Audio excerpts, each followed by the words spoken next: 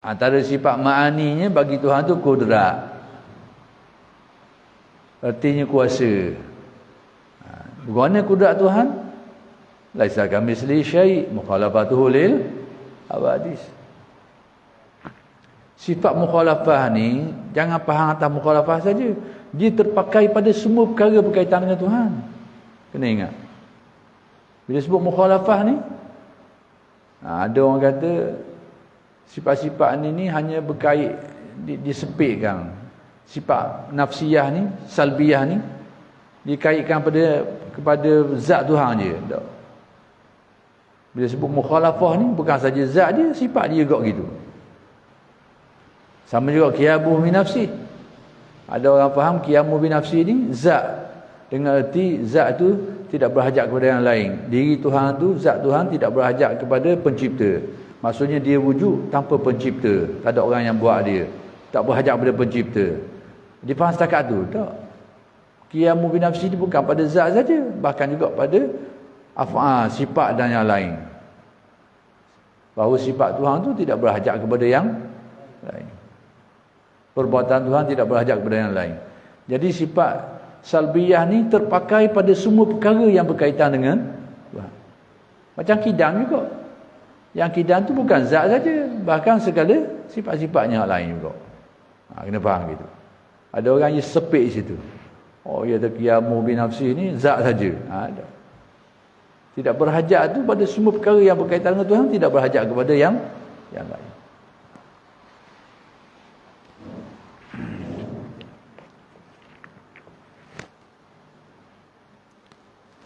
Dan iradat artinya berkehendak. Berkehendak ni maksudnya dia buat sesuatu dengan kehendak, bukan terpaksa, bukan dipaksa.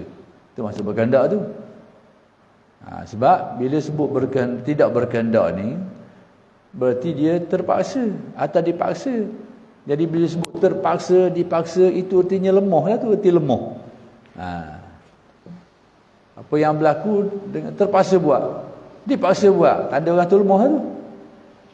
Jadi yang tidak lemahnya, dia buat sesuatu ikut kehendak dia. Jadi Allah Ta'ala bersifat dengan iradah ni, berkehendak. Yang ni melakukan sesuatu dengan kehendak dia, tidak dipaksa dan tidak terpaksa buat.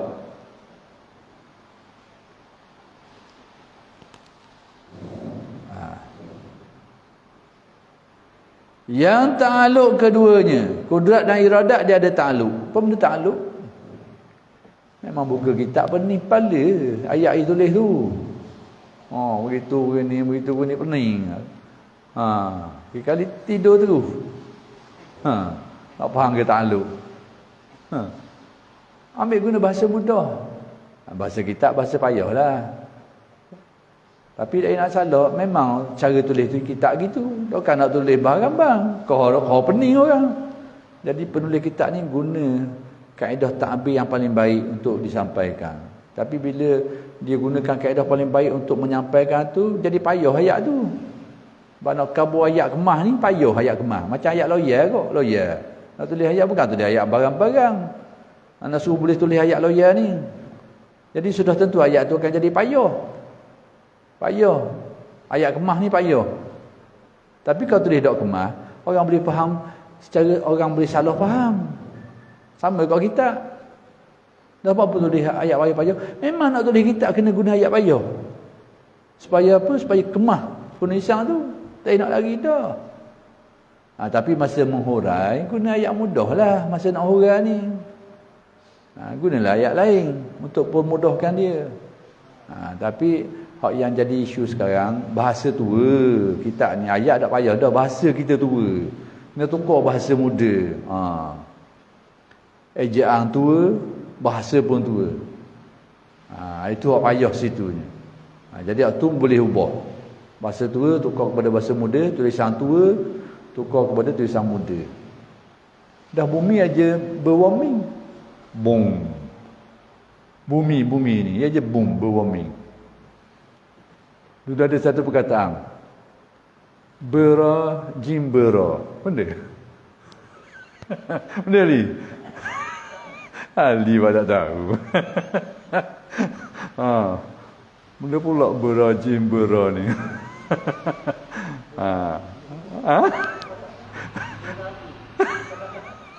Benda ni Jimbera ni.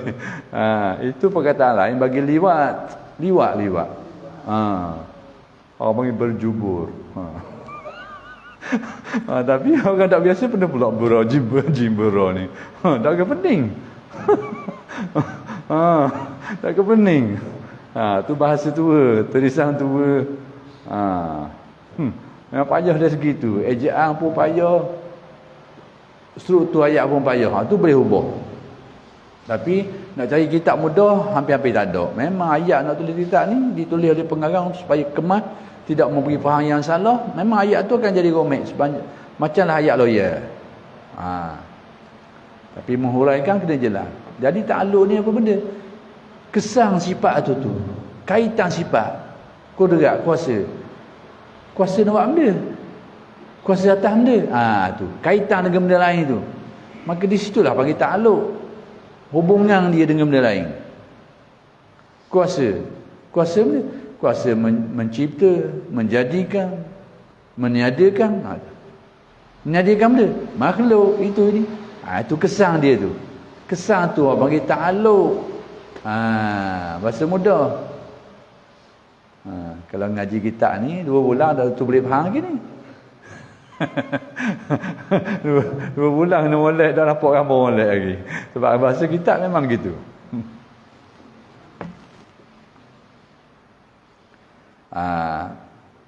Yang ta'aluk keduanya itu dengan segala mumkinat. Kudrat dan iradat ni tertakluk kepada mumkinat. Baik, apa benda mumkinat? Dia ada 3 je istilah Usuluddin ni. Wajibat, mustahilat, mumkinat. Tak lagi, 3 je. Wajibat ni perkara yang semestinya sabit, ada, berlaku pada hukum akal kita.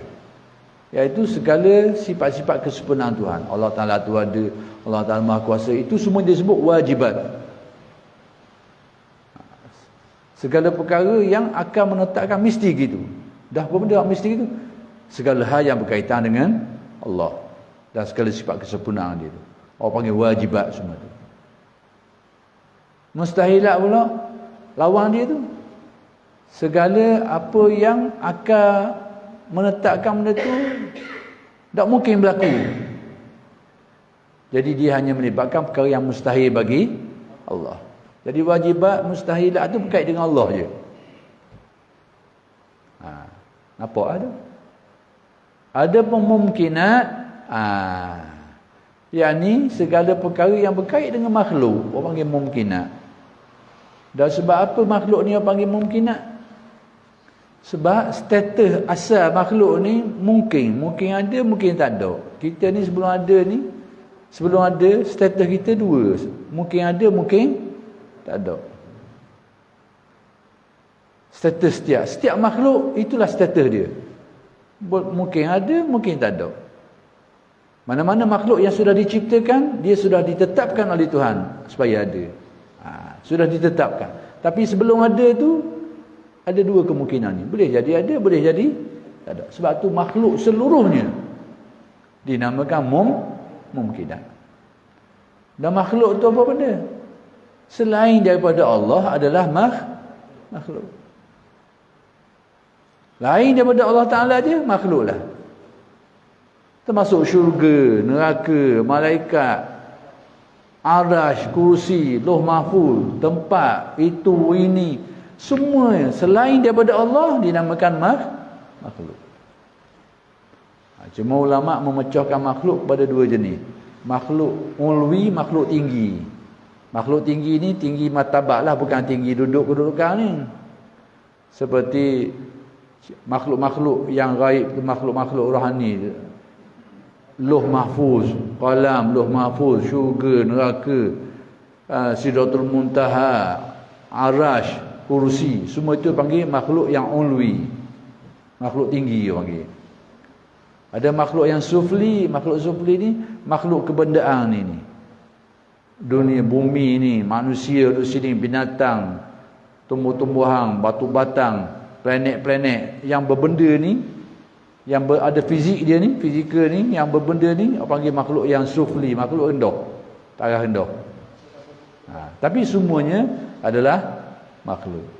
Dan semua makhluk ni taraf dia mungkin ada, mungkin tak ada. Maka kudrat dan iradat ini hanya tertakluk kepada perkara yang mungkin. Baik, persoalan sikit je. Kalau anggap pening, kita stop lah. Tak pening, boleh sambung sikit. Sebab apa kudrat iradat tidak tertakluk dengan wajibat? Perkara wajib. Sebab kudrat ni takluk dia pada mengadakan atau meniadakan. Iradat takluk dia menentukan sama ada ke tak ada. Satu benda ni sebelum dia ada. Ni kitab ni sebelum ada. Yang menentukan ada atau tak ada itu iradat. Kemudian yang mengadakan daripada tak ada kepada ada itu kudrat. Jadi kudrat iradat ni beriringan. Kudrat iradat ni. Jadi kudrat iradat tu mengadakan atau meniadakan sesuatu. Kudrat iradat menentukan ada atau tak ada. Bila sebut wajib, benda yang mesti ada. Benda yang mesti ada. Akal tak boleh nak terima benda tu tak ada. Jadi tak termasuklah dalam kudrat dan iradat. Sebab iradat ni hanya menentukan sama ada atau ada. Wajib tu mesti ada. Dia takkan tak ada dah. Contohnya apa? Tuhan tu ada. Tuhan tu ada. Tak mungkin Tuhan tu tak ada. Dah kudrat nak tentu apa pun, iradat nak tentu apa? Benda tetap ada dah. Hak menentukan ni, hak ada dua kemungkinan. Ada tak ada? Menentukan. Itu iradat. Jadi kalau benda tu sudah tetap ada, maka tak terkaitlah dengan iradat. Nampak tak? Sebab apa? Kudrat itu tidak tertakluk dengan wajibat. Demikian juga tidak tertakluk dengan mustahilat. Mustahil, benda yang tak boleh nak terima, memang tak ada. Seperti apa? Seperti Tuhan tu lemah, contohnya. Tuhan lemah. Memang mustahil benda tu, tak akan berlaku. Tuhan yang bersifat lemah. Tak ada benda ni. Jadi macam mana iradat nak menentukan benda tu? Kerana iradat ni menentukan sesuatu yang ada kemungkinan. Boleh jadi ya ke tak. Sekarang ni sudah ditetapkan bahawa Tuhan tu lemah tu tak akan berlaku. Mustahil benda tu berlaku. Tak ada pilihan bahawa benda tu tak akan berlaku. Maka tidak berkait dengan kudrat dan iradat. Jadi itu maksudnya bahawa kudrat dan iradat ni tertakluk pada mungkinat saja. Tidak tertakluk pada wajibat dan mustahil. Maka kat sinilah yang menjadi pedoman kepada akal kita nak jawab soalan-soalan pelik. Nak jawab soalan-soalan pelik. Ada hak jenis akal sikit tanya soalan pelik. Tapi kalau kita pakai selapis, tak pada sepelek, memang ke bawah demi kena terajang. Gimana dia kata? Jangan tiba contoh dulu lah. Dia beri mukadimah dulu. Dia kata, mu percaya tak Tuhan tu maha kuasa atas segala-galanya? Ya, betul. Kuasa atas segala-galanya. Itu mukadimah nombor 1. Memang tak ada orang tak nak. Memang Tuhan berkuasa atas segala-galanya. Memang kita yakin gitu. Dia beri hak nombor 2 lagi. Dah boleh tak Tuhan dia nak ada bini seorang? Boleh tak boleh? Tu nak suruh pakai ilmu tadi tu.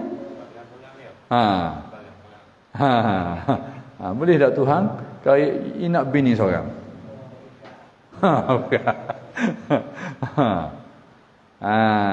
Jadi kita tahulah bahawa benda ni perkara yang mustahil. Maka tak terkaitlah dengan iradat tadi, kudrat iradat tadi tu. Tapi kalau orang tak pakai ilmu ni, kita akan jawab bila kita kata